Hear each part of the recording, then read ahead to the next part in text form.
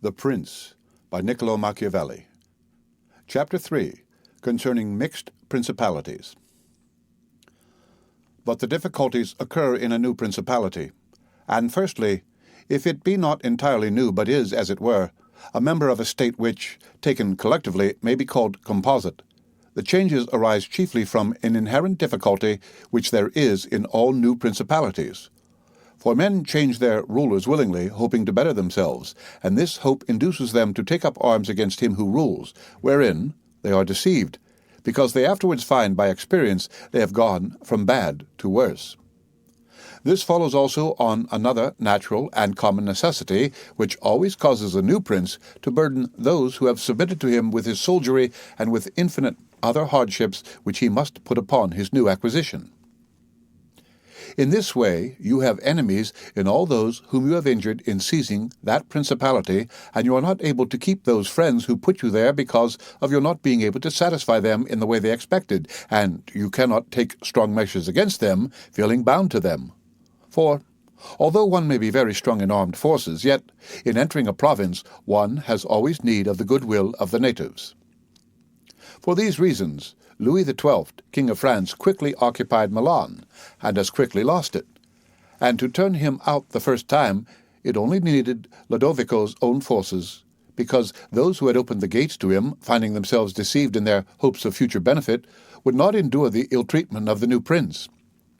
It is very true that, after acquiring rebellious provinces a second time, they are not so lightly lost afterwards, because the prince, with little reluctance, takes the opportunity of the rebellion to punish the delinquents, to clear out the suspects, and to strengthen himself in the weakest places. Thus, to cause France to lose Milan the first time, it was enough for the Duke Lodovico to raise insurrections on the borders. But to cause him to lose it a second time, it was necessary to bring the whole world against him, and that his army should be defeated and driven out of Italy, which followed from the causes above mentioned. Editor's note: Duke Lodovico was Lodovico Moro, a son of Francesco Forza, who married Beatrice d'Este. He ruled over Milan from 1494 to 1500 and died in 1510. Nevertheless, Milan was taken from France, both the first and the second time. The general reasons for the first have been discussed. It remains to name those for the second, and to see what resources he had, and what anyone in his situation would have had for maintaining himself more securely in his acquisition than did the King of France. Now I say that those dominions which, when acquired, are added to an ancient state by him who acquires them, are either of the same country and language, or they are not. When they are, it is easier to hold them, especially when they have not been accustomed to self-government, and to hold them securely it is enough to have destroyed the family of the prince who was ruling them, because the two peoples, preserving in other things the old conditions, and not being unlike in customs, will live quietly together, as one has seen in Brittany, Burgundy, Gascony, and Normandy, which have been bound to France for so long a time. And although there may be some difference in language, nevertheless the customs are alike, and the people will easily be able to get on amongst themselves. He who has annexed them, if he wishes to hold them, has only to bear in mind two considerations. The one, that the family of their former lord is extinguished; the other, that neither their laws nor their taxes are altered, so that in a very short time they will become entirely one body with the old principality. But when states are acquired in a country differing in language, customs, or laws, there are difficulties, and good fortune and great energy are needed to hold them. And one of the greatest and most real helps would be that he who has acquired them should go and reside there. This would make his position more secure and durable, as it has made that of the Turk in Greece, who, notwithstanding all the other measures taken by him for holding that state, if he had not settled there, would not have been able to keep it, because if one is on the spot, disorders are seen as they spring up, and one can quickly remedy them. But if one is not at hand, they are heard of only when they are great, and then one can no longer remedy them.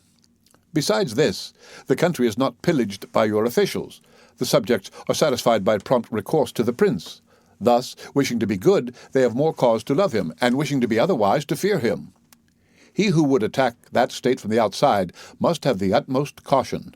As long as the prince resides there, it can only be wrested from him with the greatest difficulty. The other and better course is to send colonies to one or two places which may be as keys to that state, for it is necessary either to do this or else to keep there a great number of cavalry and infantry. A prince does not spend much on colonies, for with little or no expense he can send them out and keep them there, and he offends a minority only of the citizens from whom he takes lands and houses to give them to the new inhabitants, and those whom he offends, remaining poor and scattered, are never able to injure him, whilst the rest, being uninjured, are easily kept quiet, and at the same time are anxious not to err for fear it should happen to them as it has to those who have been despoiled. In conclusion, I say that these colonies are not costly, they are more faithful, they injure less, and the injured, as has been said, being poor and scattered, cannot hurt. Upon this one has to remark that men ought either to be well treated or crushed, because they can avenge themselves of lighter injuries, of more serious ones they cannot. Therefore, the injury that is to be done to a man ought to be of such a kind that one does not stand in fear of revenge. But in maintaining armed men there in place of colonies, one spends much more, having to consume on the garrison all the income from the state, so that the acquisition turns into a loss, and many more are exasperated, because the whole state is injured. Through the shifting of the garrison up and down, all become acquainted with hardship, and all become hostile, and they are enemies who, whilst beaten on their own ground, are yet able to do hurt. For every reason, therefore, such guards are as useless as a colony is useful. Again, the prince who holds a country, differing in the above respects, ought to make himself the head and defender of his less powerful neighbours, and to weaken the more powerful amongst them, taking care that no foreigner as powerful as himself shall by any accident get a footing there. For it will always happen that such a one will be introduced by those who are discontented, either through excessive ambition or through fear, as one has seen already. The Romans were brought into Greece by the Aetolians, and in every other country where they obtained a footing, they were brought in by the inhabitants. And the usual course of affairs is that, as soon as a powerful foreigner enters a country, all the subject states are drawn to him, moved by the hatred which they feel against the ruling power. So that in respect to those subject states, he has not to take any trouble to gain them over to himself, for the whole of them quickly rally to the state which he has acquired there. He has only to take care that they do not get hold of too much power and too much authority, and then with his own forces, and with their good will, he can easily keep down the more powerful of them, so as to remain entirely master in the country. And he who does not properly manage this business will soon lose what he has acquired, and whilst he does hold it, he will have endless difficulties and troubles. The Romans, in the countries which they annexed, observed closely these measures. They sent colonies and maintained friendly relations with the minor powers, without increasing their strength. They kept down the greater, and did not allow any strong foreign powers to gain authority. Greece appears to me sufficient for an example. The Achaeans and the Aetolians were kept friendly by them. The kingdom of Macedonia was humbled. Antiochus was driven out, yet the merits of the Achaeans and Aetolians never secured for them permission to increase their power, nor did the persuasions of Philip ever induce the Romans to be his friends without first humbling him, nor did the influence of Antiochus make them agree that he should retain any lordship over the country. Because the Romans did, in these instances, what all prudent princes ought to do, who have to regard not only present troubles but also future ones, for which they must prepare with every energy, because, when foreseen, it is easy to remedy them. But if you wait until they approach, the medicine is no longer in time, because the malady has become incurable. For it happens in this, as the physicians say, it happens in hectic fever, that in the beginning of the malady it is easy to cure but difficult to detect.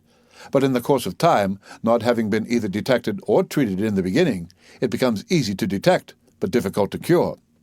This it happens in affairs of state, for when the evils that arise have been foreseen, which it is only given to a wise man to see, they can be quickly redressed. But when, through not having been foreseen, they have been permitted to grow in a way that every one can see them, there is no longer a remedy.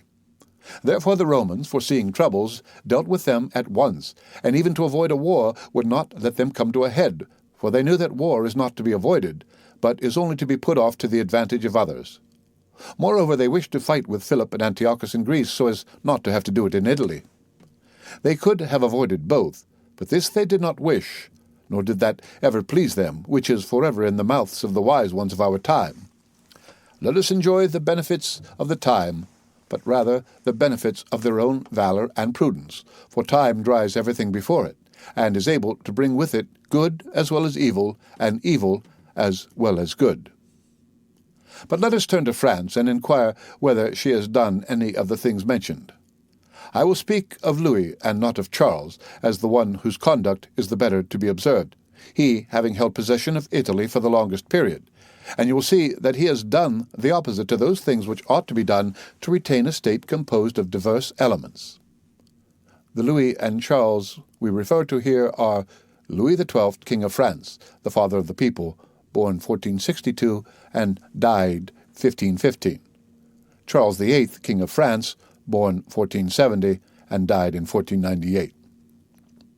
King Louis was brought into Italy by the ambition of the Venetians, who desired to obtain half the state of Lombardy by his intervention. I will not blame the course taken by the king, because, wishing to get a foothold in Italy and having no friends there, seeing rather that every door was shut to him owing to the conduct of Charles, he was forced to accept those friendships which he could get, and he would have succeeded very quickly in his design if in other matters he had not made some mistakes. The king, however, having acquired Lombardy, regained at once the authority which Charles had lost.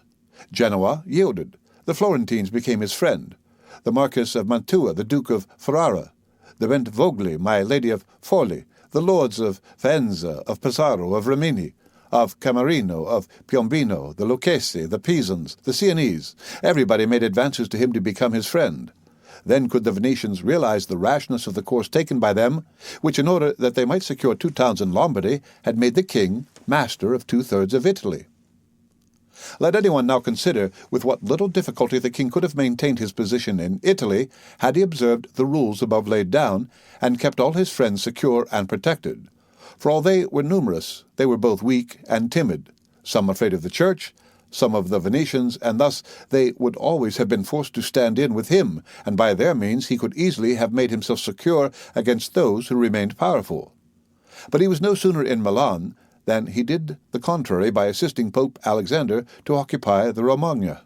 It never occurred to him that by this action he was weakening himself, depriving himself of friends and of those who had thrown themselves into his lap, whilst he aggrandized the church by adding much temporal power to the spiritual, thus giving it greater authority.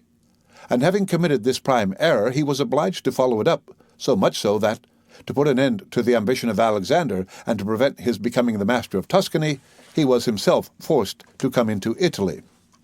And, as if it were not enough to have aggrandized the church and deprived himself of friends, he, wishing to have the kingdom of Naples, divides it with the king of Spain, and where he was the prime arbiter in Italy, he takes an associate so that the ambitious of that country and the malcontents of his own should have somewhere to shelter. And whereas he could have left in the kingdom his own pensioner as king, he drove him out, to put one there who was able to drive him, Louis, out in turn.